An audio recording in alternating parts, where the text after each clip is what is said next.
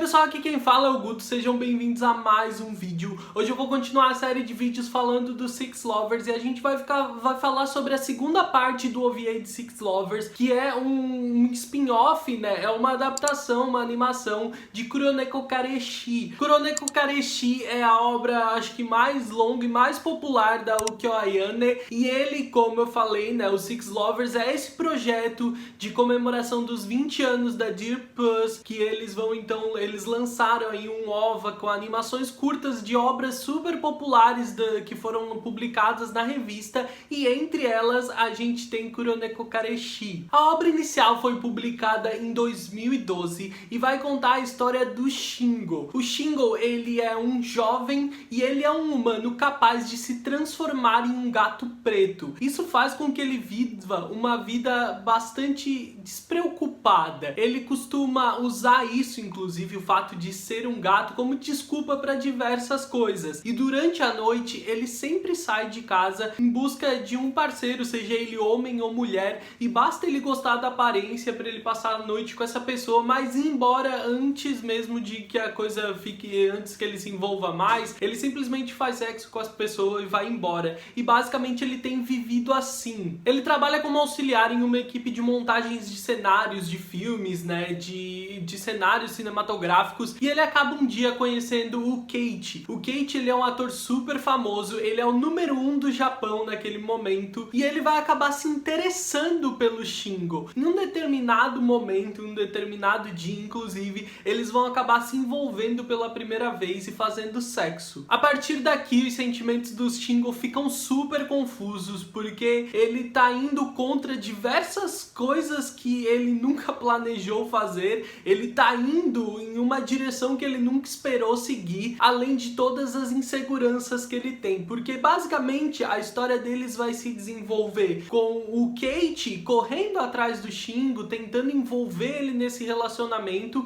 e o Shingo acaba aceitando mais pela questão sexual, pelo menos é a desculpa dele, mas ele vai acabar se deixando envolver por aquilo tudo. Inclusive é a primeira vez que o Shingo age como Uke na hora do sexo, e ele gosta muito daquela experiência, mas ele não consegue aceitar direito aquilo, né? Aquilo coloca ele em uma posição extremamente vulnerável que deixa ele super desconfortável. E outra coisa também é que a gente descobre que o Keiichi, ele também é um humano capaz de se transformar em um felino, só que ele é capaz de se transformar em um leopardo e não em um gatinho doméstico, como é o caso do Shingo. Então a gente tem encontros e desencontros entre eles, e a gente tem o Shingo tendo que ir contra a forma como ele vivia, tendo que deixar de lado algumas inseguranças. Isso meio que passa por algumas etapas. Primeiro, ele não consegue aceitar bem a ideia de ele estar como o Uke da relação. Depois, ele não consegue aceitar bem a ideia de se envolver em um relacionamento tão sério.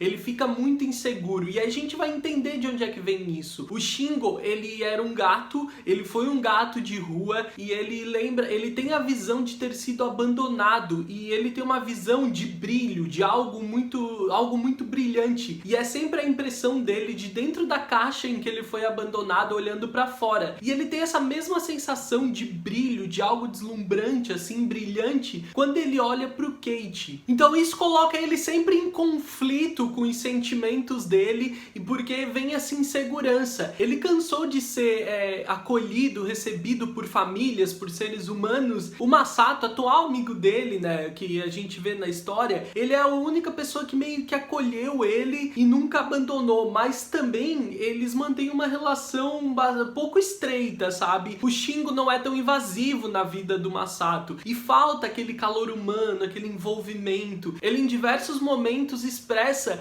como, quando ele tá com o Keiichi, como aquele calor é gostoso, como ele se sente bem naquela situação. Em toda a história, esse é o maior medo dele, essa insegurança de ser acolhido e abandonado mais uma vez. Ele luta contra isso o tempo inteiro. Ele prefere fugir, sumir de repente, do que correr o risco de se apegar, de receber bem aquilo e depois ter que abrir mão, depois ser abandonado, depois aquilo ser tirado dele novamente. Então ele luta muito contra isso e luta muito para aceitar esses sentimentos que o Kagami Keiichi tá disposto a dar para ele. A história é uma novelinha, é bem legal até, eu gosto do desenvolvimento do Shingo Shingo, eu acho que ele é um personagem que se desenvolve de forma muito clara, as inseguranças, o medo e os objetivos daquela forma como ele vem vivendo, né, com essa desculpa de que é um gato o tempo inteiro, eles são muito claros pra gente, e esse desenvolvimento dele aprendendo a lidar com tudo isso, ele também acontece de uma forma muito objetiva e é muito visível durante toda a história. O Kagami Keiichi, ele não é tão expressivo nessa questão de desenvolvimento do plot, porque ele chega como um personagem já muito seguro de si, sem necessitar muito de desenvolvimento, tanto que ele basicamente começa e termina a história da mesma forma. Eu tinha lido essa história há muito tempo e agora eu relio pelo menos esse primeiro volume, o início da história deles, pra poder estar mais antenado quando saísse essa história no OVA e poder me preparar pra vocês, pra esse vídeo. Esse desenvolvimento que eu contei é apenas o primeiro volume do mangá. Ele tem uma sequência que levam nomes independentes e diferentes, mas ele tem uma sequência de mais algo em torno de 5. Eu acho que 2 são spin-offs, histórias paralelas, mas eu acho que tem mais 5 obras da mesma autora, com a mesma história, o mesmo universo e os mesmos personagens. A história se popularizou bastante, então nos próximos anos a autora voltou a escrever histórias sobre eles, então a gente vai ter, assim, outros desenvolvimentos, né? A gente tem mais um pouco do progresso dos protagonistas,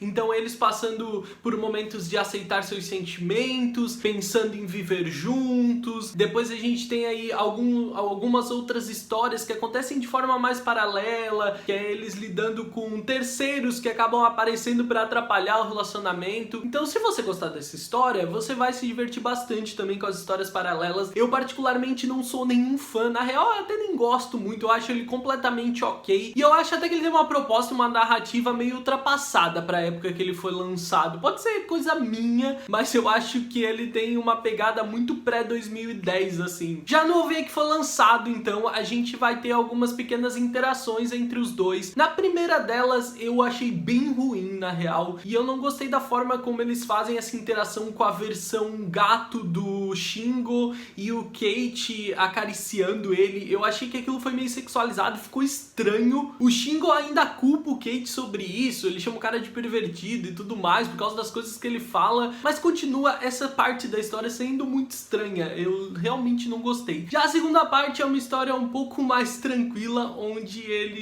a gente vai ter uma interação, inclusive sobre o anel, parece ser do relacionamento deles, e a gente tem uma historinha muito boba, onde a forma como o relacionamento deles passou a acontecer fica bem clara pra gente. É tipo, muito fofa, muito fofa. Eu não gostei dessa primeira parte, como eu disse, mas a segunda é bem fofa. A animação tá tão ruim quanto a da primeira parte do OVA, continua muito ruim. Eles preservam bastante as características dos personagens conforme a obra original, e tem todo um visual muito alegre, muito atraente. Então, se eles não colocassem aquela primeira parte, como eu disse, eu achei totalmente estranha, por mais que eu entenda a proposta, por mais que a proposta combine bem com o plot e com a proposta da história original, eu entendo aquilo. Algumas das discussões, alguns dos diálogos que eles têm ao longo das obras originais, das obras que inspiraram essa adaptação, eu entendo, faz todo sentido, mas continua sendo estranho. Uma coisa que eu tô adorando, pra ser bem honesto, é como o OVA de Six Lovers, como esse projeto, ele tá me fazendo fazer vídeos aqui no canal sobre obras que eu realmente pensei que eu nunca falaria, porque eu acho que tem algumas obras nesse projeto, quase todas talvez, que eu nunca falaria aqui, a não ser que lançasse um anime sobre eles, né, ou alguma outra adaptação, alguma notícia muito importante, talvez live action sobre eles, que me fizesse realmente conseguir produzir um conteúdo em cima disso, porque, como eu falei, Kuroneko Kareshi não é o tipo de obra que realmente me atrai, o tipo de obra que eu realmente consumo com frequência, e muito menos que eu provavelmente traria pro canal. Então tá sendo uma experiência prazerosa, pelo menos. Deixa aqui nos comentários o que você achou da adaptação, o que você tá achando, se você já gostava da obra original, se você gostou, se você não gostou, se você também achou estranho como eu achei. Se você gostou do vídeo, deixa o like, porque ajuda bastante o canal. Se é novo por aqui, se inscreve, ativa as notificações para não perder nenhum dos próximos vídeos. Espero que tenham gostado do vídeo. Eu vejo vocês no próximo vídeo. Um grande beijo. Tchau, tchau!